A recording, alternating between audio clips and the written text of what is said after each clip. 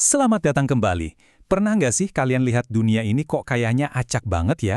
Tapi gimana kalau saya bilang, di balik semua keacakan itu sebetulnya ada pola? Nah, kali ini kita bakal bedah rahasianya.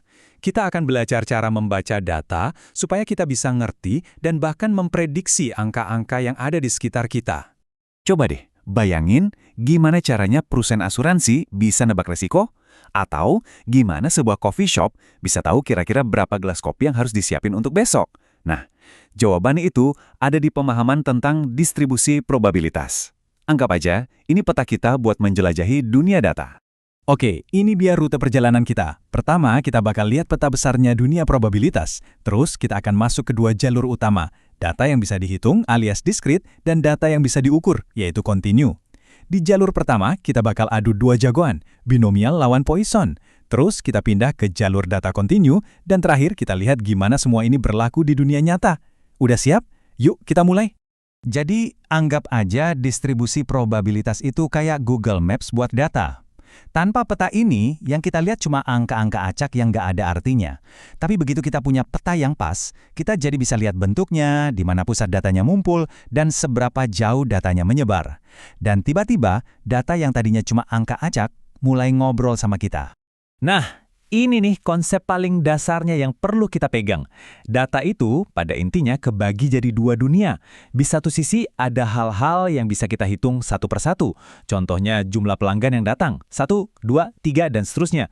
Di sisi lain ada hal-hal yang mesti kita ukur, kayak tinggi badan. Kan bisa aja 170,5 cm, atau suhu yang bisa 25,7 derajat.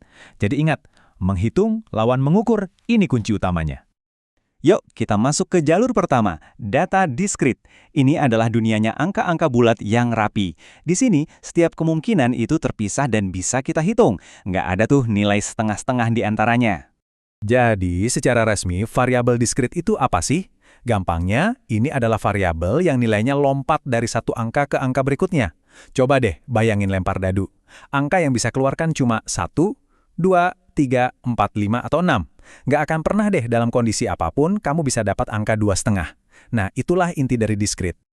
Nah, di dalam dunia diskrit ini ada dua alat bantu andalan yang super canggih, distribusi binomial dan Poisson. Dua-duanya keren banget, tapi pakainya untuk kerjaan yang beda-beda.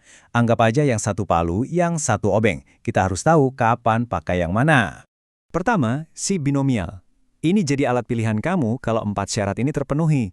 Kamu punya jumlah percobaan yang tetap, misalnya kamu mau lempar koin pas 10 kali, nggak lebih nggak kurang. Tiap lemparan hasilnya cuma ada 2, sukses atau gagal alias kepala atau ekor. Terus tiap lemparan itu independen, artinya lemparan pertama nggak ngaruh ke lemparan kedua. Dan terakhir, peluang suksesnya selalu sama.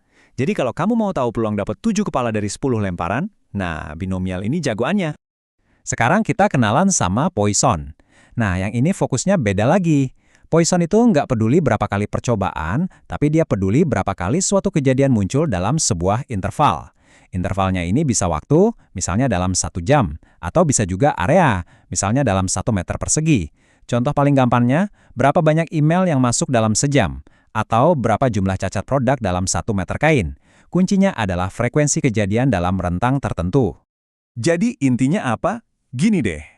Pakai binomial kalau kamu punya skenario sukses atau gagal dalam jumlah percobaan yang udah pasti. Pakai Poisson kalau kamu mau melacak seberapa sering sesuatu terjadi dalam rentang waktu atau ruang, di mana jumlah kejadiannya itu secara teori nggak ada batasnya. Gampangnya, binomial itu untuk hitung jumlah sukses, kalau Poisson itu untuk hitung laju kejadian. Oke, dunia hitung-hitungan beres. Sekarang waktunya kita pindah jalur ke dunia pengukuran. Selamat datang di data kontinu, di mana nilainya itu mengalir halus di sepanjang sebuah skala tanpa ada jeda sama sekali. Variabel kontinu itu bisa punya nilai apapun di dalam sebuah rentang. Balik lagi ke contoh tinggi badannya. Tinggi orang kan bisa 180 cm, bisa 180,1 cm, atau bahkan 180,112 cm ya. Ya, tergantung seberapa canggih aja alat ukur kamu. Intinya, kamu nggak bisa menghitungnya, tapi kamu mengukurnya. Itu beda paling besarnya.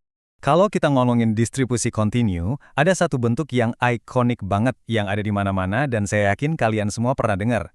Ya, apalagi kalau bukan, si kurva lonceng yang legendaris. Dan ini dia nama resminya, distribusi normal. Kenapa sih disebut normal? Ya, karena emang normal banget kejadiannya di alam. Tinggi badan, berat badan, nilai ujian, bahkan kesalahan pengukuran. Banyak banget fenomena di dunia ini yang polanya ngikutin bentuk lonceng simetris ini. Di mana sebagian besar datanya ngumpul di tengah dan makin jarang di ujung-ujungnya. Terus, gimana cara kita ngukur probabilitas di dunia kontinu? Kita punya dua alat canggih. Yang pertama namanya PDF, atau fungsi kepadatan probabilitas. PDF ini, ya si kurvanya itu sendiri. Biar gampang, anggap aja PDF ini kayak speedometernya probabilitas. Dia nggak ngasih tahu total jarak, tapi seberapa padat atau kencang probabilitas di satu titik. Makin tinggi kurvanya, makin mungkin nilai-nilai muncul di area itu. Nah, kalau PDF itu speedometer, pasangannya si CDF atau fungsi distribusi kumulatif, ini adalah odometernya. CDF ini tugasnya menjumlahkan semua probabilitas dari ujung paling kiri sampai ke titik yang kita mau. Jadi dia bisa jawab pertanyaan kayak, berapa sih peluang tinggi badan seseorang itu di bawah 175 cm? Dia ngasih kita total area di bawah kurva sampai titik tersebut.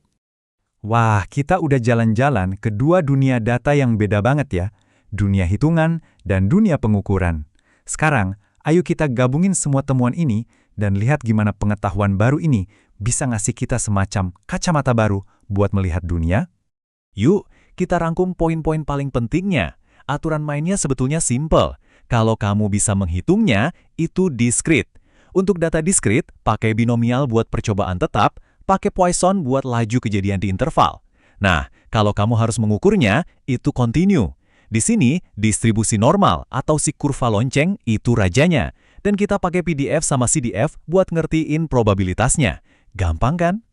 Jadi, lain kali pas kalian lagi ngamatin dunia sekitar, entah itu jumlah mobil yang lewat pas lampu merah, lama waktu buat nyeduh kopi, atau jumlah like di postingan kalian, coba deh tanya ke diri sendiri. Ini data diskrit atau kontinu ya? Dan kira-kira pola apa yang sebenarnya lagi bersembunyi di baliknya? Selamat berburu pola. Terima kasih sudah menyimak.